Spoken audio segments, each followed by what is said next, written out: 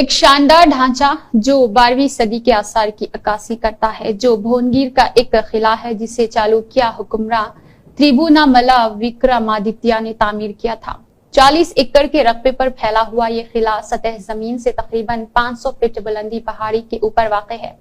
اپنے متاثر کن فن تعمیر اور ہندسی ساخت کے لیے مشہور قلعہ بیضوی شکل کا ہے اور 2 داخلی مقامات پر مشتمل ہے۔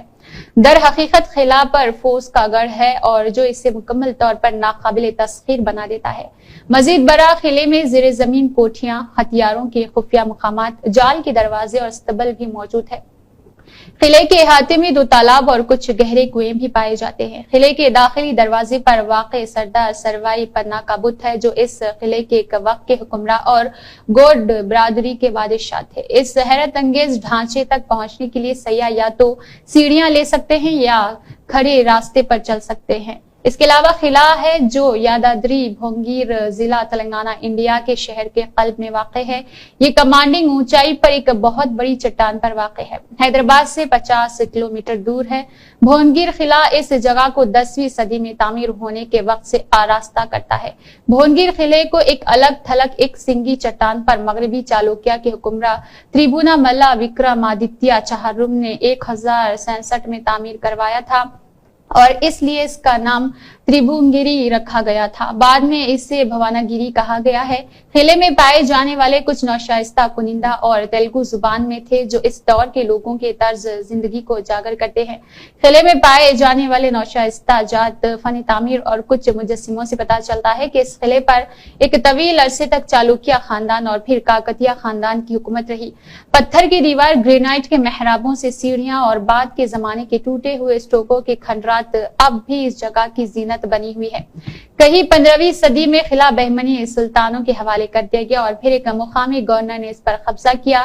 قطب شاہیوں نے قلعے کو ان لوگوں کے لیے قید خانے کے طور پر استعمال کیا جو ان کا تخت چھیننے کے خواہشمند تھے۔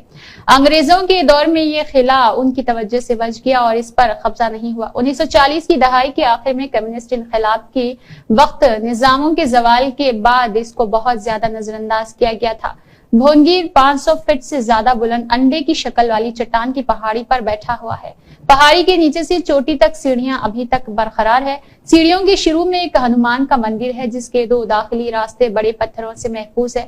اس لیے قلعے کو حملہ آور فوجوں کے ذریعے عملی طور پر ناقابل تسخیر سمجھا جاتا تھا۔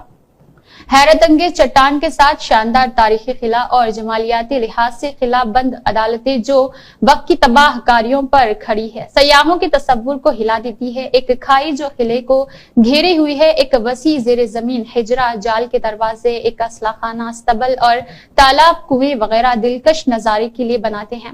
پڑوسی علاقے کے ارد گرد کے اوپر سے منظر یہ قلعہ بہادر ملکہ رودرما دیوی کی حکمرانی سے وابستہ ہے اور دیہی علاقوں میں صرف دم توڑتا ہے۔